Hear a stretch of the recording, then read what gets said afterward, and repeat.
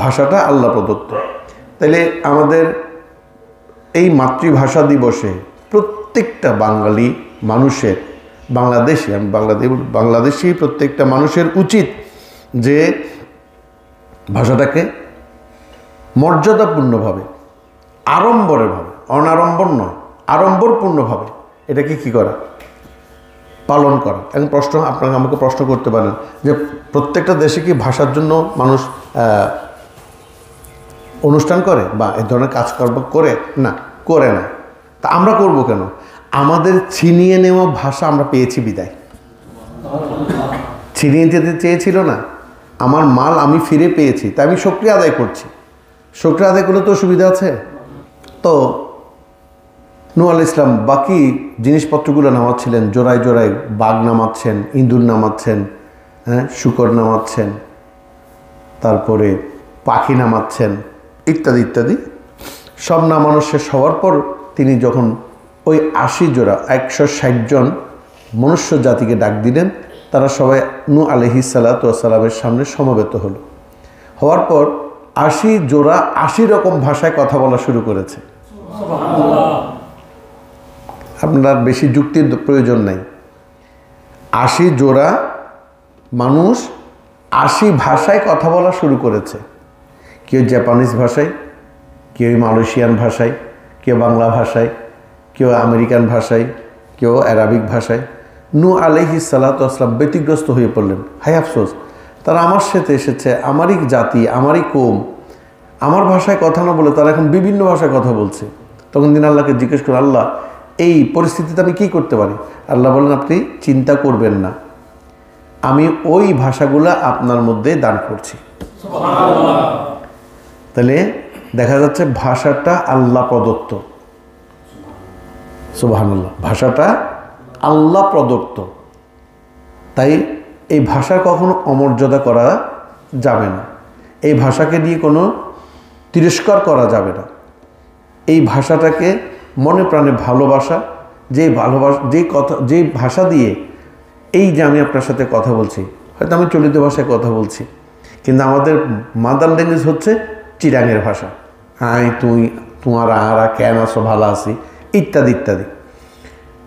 এই যে চিরাঙের ভাষাটা, এটা কিন্তু লিখন আপনি অনেক কঠিন, লিখতে গেলে খুবই কঠিন, ঠিক না? তাহলে এত কঠিন ভাষাটা কে সৃষ্টি করেছে? আপনি কি মনে করছেন এটা আমি আর আপনি সৃষ্টি করেছি? না। সিলেটের ভাষা আপনি একটু চিন্তা করে দেখেন, একই দেশ, একটা দেশ বাংলাদেশ, কত রকমের ওয়ার্ড বা ভাষা আমরা ইউজ করছি। খিতারে বা খাইসন্নি, আবার নোয়াখালীতে আসলে আরেক রকম হয়, হানি খাইসন্নি, হ্যাঁ, বা বরিশালের ভাষা আরেক রকম, চিটাঙের ভাষা একরকম। আবার এই চিটাঙের মধ্যে আপনি কুতুব দিয়ে আপনি আপনি মাফ করবেন, এটা কথা বলছি, আমরা যেটা দেখছি সেটা। আপনি সাতকানিয়া যান, তারা তৎকালীন সময় নাকি বালিশ বলতে পারতো না, গবদাইন্যা বলতো, ঠিক না? তাহলে এই যে এই শব্দগুলা বা কথাগুলা আপনি আর আমি মনে করব না যে আমরা সৃষ্টি করেছি, এইগুলো আল্লাহ প্রদত্ত কথাগুলা, ভাষাটা আল্লাহ প্রদত্ত।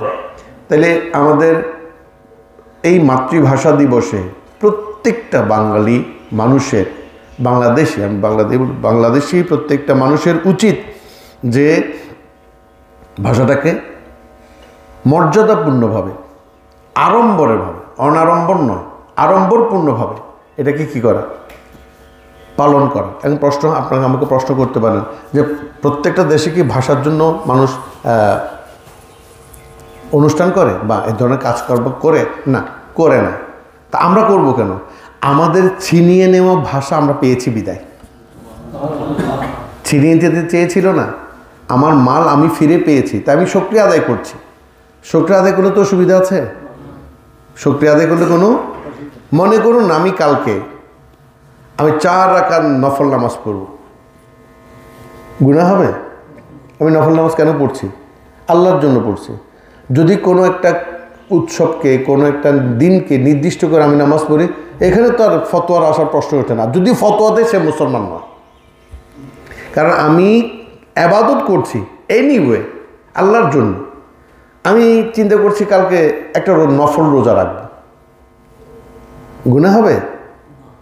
রোজাটা কোনো ব্যক্তি বিশেষের জন্য নয়, বরং আমি আল্লাহর জন্য রোজা রাখবো এবং ওই রোজা রেখে আল্লাহর কাছে তাদের জন্য মাগফিরাত কামনা করব, অথবা তাদের জন্য তাদের উসিলায় আমি আমার গুনার মাগফিরাত কামনা করব।